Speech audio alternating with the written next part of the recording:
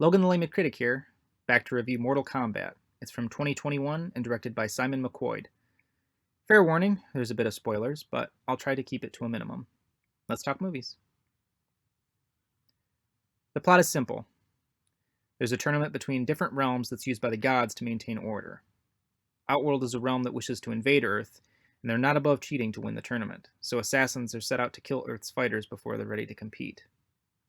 Now, if you've played the Mortal Kombat games, this is all familiar territory. Where this film differs is in two particular ways. The first is that the film's story is mostly build up to the tournament. The second is that the hero isn't the fighter monk Liu Kang, but rather a new character named Cole.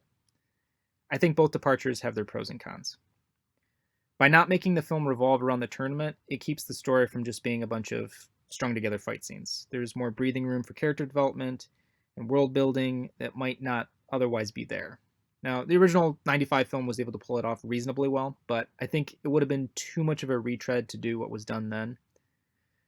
On the flip side, Mortal Kombat is about a tournament.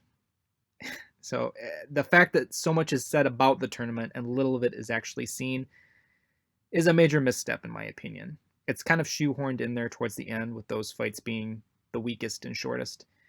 And it's a letdown, since the fights prior to that are exciting and well choreographed. The character of Cole is decent enough, Louis Tan can fight, and save for one or two bits, his acting is solid. I like that there's an original character that sort of serves as the audience surrogate. My major gripe is that he never really gets to the point where he's really cool. If you're going to supplant Liu Kang as the protagonist, he needs the cool factor, and it's just not there. There's even a scene where he and Scorpion are going up against SubZero, and I was just wishing he wasn't there, just so I could enjoy the two ninja going head to head. The two best characters in the movie are Kano and SubZero. Josh Lawson absolutely steals the movie as Kano. He has the best lines. He's hilarious. He plays the part of this ruthless, crass, wisecracking brute to a T. My one criticism is they didn't give him the cybernetic eye. It's his signature look. They should have had it. If they make a sequel, I hope he returns and they can rectify that. SubZero is fantastic. Joe Taslim plays the cold-hearted assassin. The character is depicted brilliantly here. Unlike the games, he's pure evil, and he's scary and not to be trifled with. Even the good guys are afraid to take him on individually. All the effects they use with the ice is awesome, and the creative ways with how SubZero dispatches his enemies is the highlight of the film. And the long-awaited fight with Scorpion is well worth it.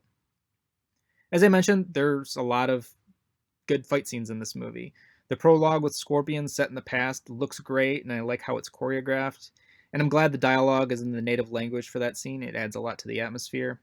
The fight with Reptile has sort of a Predator vibe to it. There's no martial arts to that scene, but I think the tension and how the characters have to use their wits makes the scene work in its own unique way. The movie has its fair share of gore.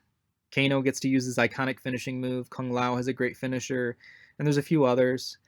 The characters they chose for this movie range from the standards to some of the lesser known, like Reiko, Nitara, I think was the other one. I think that's her name.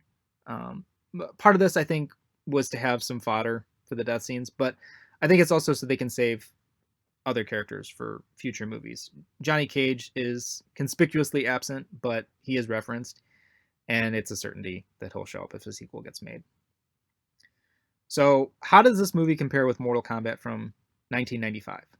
Well, they're different. They're both true to the spirit of the games, but they take a different approach. They both have a respect for the source material. This recent adaptation takes a little more risks, some of which work and others don't.